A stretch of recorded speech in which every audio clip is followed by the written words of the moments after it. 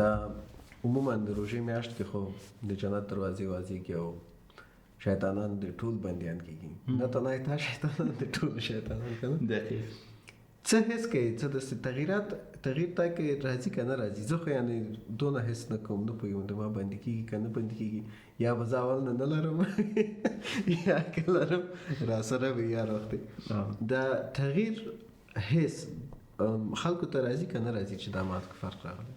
که چیرته انسان په دې پوه نشي چې د شیطان د بندي کېدو مسله څنګه ده، نو پرته د شک هغه د حس مسله چې کوم ده د احساس نه لري.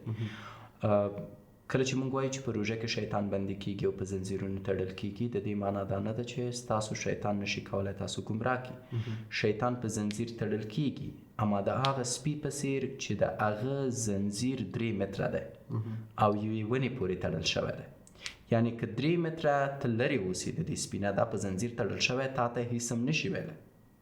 اما که چیرته ته د ده محوطې ته وردننه کېږي، هغه محوطې ته چې هغه زنځیر یې هغه فاصله لري، نو هغه پرته د شکه تا خوري.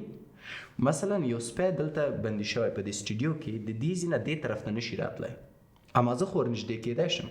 په مجرد د دې چې زه نږدې شم، ولو د دې چې سپی په زنځیر تړل شوی، هغه ما داړلی شي، هغه ما خوړلی شي. پس یوه غټه تېروتنه چې زموږ اکثرا ځوانان کوي، وایي شیطان په زنځیرو تړلی دی او بیا هم مانه ګناه وشوه.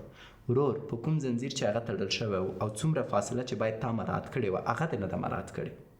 یا بل مثال ورکو، ځنګل دی، په ځنګل کې زمری دی، زمری وده دی، مړه نه دی، زمری وده دی او ته باید د دې ځنګل نه آرام تیر شي. اوس فرید چې دی دلته مشکل لري، د خو آرامه تګ نه خوښېږي، نه په لا ځنګل کې روان دی، ګوري چې زمری موده دی، بس 2-3 تیږې راخلي، تړق زمری په سر ولي او هیله لري چې زمری ونه خوري. خو تا راپورته که که د غوښتل چې زمري نه ژوندی تیر شي، خو آرامه کده به لاړ وي، نو تا ته چا ویلو چې زمری په تیږه ووله؟ نو چې کله راویښ شو بیا د خیر نشته، او کله چې کوم هغه سپیس تا مراعات نه که او دننه ورغلی، بیا د خیر نشته. دا اسلامي اړخ نه بحث دی کوم چې مونږ ورباندې خبرې وکړو. اسلامي بیا داسې مو وایي که نه چې دا 11 میاشتې چې څونه تا د شیطان سره دوستي پاللې وه که نه، کوم ګناهان یا کوم دروغ یا هر څه چې ویلې، دا یو میاشت نور ته عادت شوی، دا لږ ضرورت که نه مې در سره ته په خپله یعنې ځان لږ ورکش کوي ورته. دقیقا. او دغه د عادت نه موخه هماغه سپیس چې کوم دی د هغې سپیس نه مراعاتول دي او ته ورنږدې کېږي شیطان ته، تر څو او کني کله چې موږ وایو شیطان په زنځیر تړل کېږي، دا هم د معنوي اړخ نه هم د فزیکي اړخ نه حقیقي ده. شیطان محدوده کېږي، په ده محدودیتونه وضع کېږي، دا نو په هغې اسانۍ تا ته نشي درتلی، په هغې اسانۍ تا ته وسوسه نشي کوی، مګم دا چې ته ورسره عادت شوی وي، ستا ورپسې زړه خفه او ته ورنږدې شي. پس د اسلامي اړخ نه موږ دا موضوع حل کړه. اما د یو مسلمان ډاکټر په توګه دا مسایل باید د بحث اړوند ونیول شي د ډیری علماو لخوا، او زه غواړم بیرته په دې اړه د بل اړخ نه بحث وکړم. موږ 2 ځواکه لرو، یو بد ځواک دی چې شیطان یې موږ ته راکوي د وسوسو په واسطه، یو ښه ځواک دی چې ملایکې موږ ته راکوي، دا هم د وسوسو د ساتنې په واسطه. همیشه متاسفانه د شیطان اړوند بحث شوی، د ملایکو اړوند بحث نه کېږي، او دلته مونږ ستونزه سره مخ کېږو. لکه همیشه چې د ژور خفګان په اړه بحث کېږي، اما د غیرت په اړه بحث نه کېږي. همیشه د تشویش په اړه بحث کېږي، اما د مبارزې په اړه بحث نه کېږي. په ډیری خلکو چې زما خبرې بد لګېږي، وایي ډاکټر موږ ته بې غیرته وایي. ولې؟ چون د غیرت موضوع چې کله رامخته کېږي، نور ډپریشن او خفګان له منځه ځي، معنا نه لري. ته افغانان غیرت کې راوله د ځان نه تیر دي، نو هغه د ډپریشن نشي د منځه وړی. نو کله چې د شیطان موضوع مونږ راپورته کوو او د شیطان په اړه غږیږو، ذهناً مونږ آماده کېږو چې شیطان مونږ ته دوکه راکړي. ولې؟ چون مونږ د میټافورس په اړه نه غږیږو، د شیطان د ضد اړوند نه غږیږو. څوک غږېدلي د افغانستان په میډیا کې؟ ولې نه غږیږي؟ شعوري یا ناشعوري ښه کار نه دی، باید وغږیږي. او هغه خلک چې په دې اړه علمیت لري باید چانس ورکول شي چې وغږیږي. اکثرا خلک چې زموږ آن سکرین راځي، متاسفانه د روابطو په اساسي په هغه غټو تلویزیونونو کې چې هغوی معیارات باید ولري او هغوی بیا ښه پیام نشي ورته ډلیور کولی.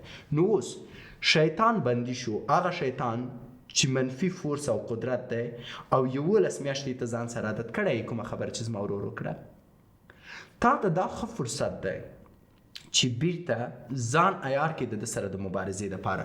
اما ته د سره مبارزه په تنهایی نشي کوی، نو باید د میټافورس نه استفاده وکړي، د خپل مثبت ځواک نه استفاده وکړي. مونږ ته خدای پاک یو شیطان راکړی چې د نوم قرین دی، خو په بدل کې یې 6 فرشتې راکړي، بیخي ډېرې دي.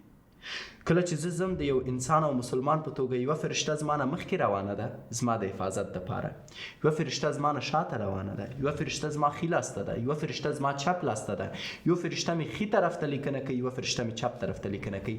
زه د 6 فرشتو خاوند نشم کولی یو شیطان ته ماته ورکم، شرم ده. ولې؟ چون ما د شیطان د وسواس د دروازې خلاصې کړي، په هغې مې عمل کړی دی، اما د ښي قدرت یا د سپین ځواک دروازې که خلاص یم دي، زه پې پوهېږم نه.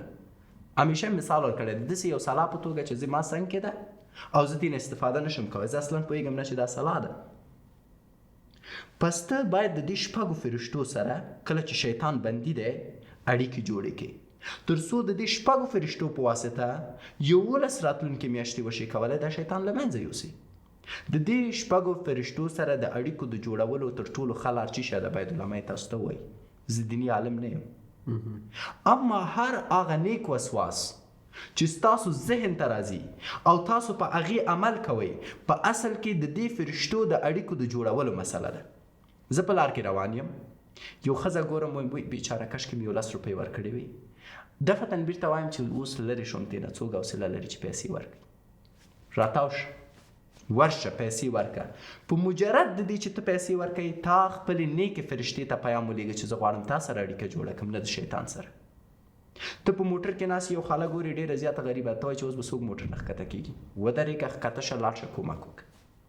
ته ستا ښه زړه غواړي چې نن شپه لاړ شي ماښام د خپلې کورنۍ سره روژه ماتی وکړي، ښه دې زړه غواړي، اما نه ځي. دلته د شیطان وسوسه موجوده نه ده. کوم وسوسه چې تا ته کېږي نیکه وسوسه ده، د فرشتو د لارې ده. وسوسه معمولا غلطه تعریف شوي، کله چې یو څوک وایي وسوسه خلک فکر کوي بده وسوسه، موږ ښه او بده وسوسه لرو. اوس تا ته فرشته وایي، زړه کې درته وایي چې یا درته وسوسه کوي چې پورته شه لاړ شه نن کورنۍ سره اوسه، ته وایي نه لرې که زه کار کوم. د شیطان وسوسه نشته، ته وایي چون ته عادت شوی، پورته شه هغه کار وکړه. هر هغه نیکه وسوسه چې تا ته کېږي په هغې عمل وکړه، ستا اړیکه دومره غښتلې کېږي ستا د فرشتو سره چې کله روژه ختمیږي نور شیطان نشي کوی تا ته نږدې راشي، چون هغه فرشتې نور باور لري چې زمونږ ملګری نور اجازه نه ورکوي شیطان ته چې رادن نشي، او کله چې ته اجازه ورنه کړې دوی مقابل کې درېږي چې ته مخته راشه. اما که چیرته په ټوله روژه کې د تا خبره ډیره واقعي ده، ته دومره عادت شوی وي شیطان سره چې بیا هم نیکې وسوسې ټولې له منځه یوسې. په روژه کې هر چا زړه کېږي چې یو ځل تراویح ته لاړ شي، که وغواړي که ونه غواړي، دوی ته ذهن ته یو ځل راځي چې هغه دی تراویح شروع دي، کاش لاړ وی، زر زر اګنور کوي، مسج فیسبوک راخلي. ولې؟ چون دوی نیکې وسوسې له منځه وړي. اما ولې د شیطان وسوسې بیا نه اګنور کوئ؟ بیا هغې ته بلا وهلي، شیطان وایي ټیک ټاک اوسئ، د سمدلاسه ټیک ټاک راخلي. پس بهترینه لاره دا ده چې نن یو شی ذهن کې پیچکاري کړي زمونږ اوریدونکي چې زمونږ باندې منفي وسوسه قید شوې، اما مونږ ورسره عادت یو، نو مونږ ته د مثبتو وسوسو امکانات زښته ډیر دي. زما ذهن ته راځي چې ګوره سړیه روژه د غیبت مه کوه، دا راځي دغه ذهن ته چې راځي دا خپله وسوسه ده، نیکه وسوسه، اما زه غیبت کوم که نه دا زما په لاس کې دي. زما ذهن ته راځي چې تراویح ته لاړ شه، زما ذهن ته راځي چې 5 وخته لمونځ وکړه، زما ذهن ته راځي چې قرآن ولوله. اوس دا وسوسې ټولې د هغه فرښتو کار دی چې غواړي تاسو بیرته په نیکه لار راشئ او غواړي تاسو د تور قدرت د له منځه وړلو دپاره خپل سپین قدرت باندې کار وکړئ. څومره تاسو پې عمل کوئ څومره نه کوئ. د دې اړخ نه که تاسو ورته وګورئ نو تاسو باید د روژې په 6 میاشتو کې خپله اړیکه د دې 6 په بخښنې تاسو باید د روژې په 1 میاشت کې خپله اړیکه د دې 6 فرشتو سره جوړه کړئ، تر څو دا 6 فرشتې تاسو سره په ګډه وشي کولی ستاسو د شیطان په مقابل کې ودرېږي.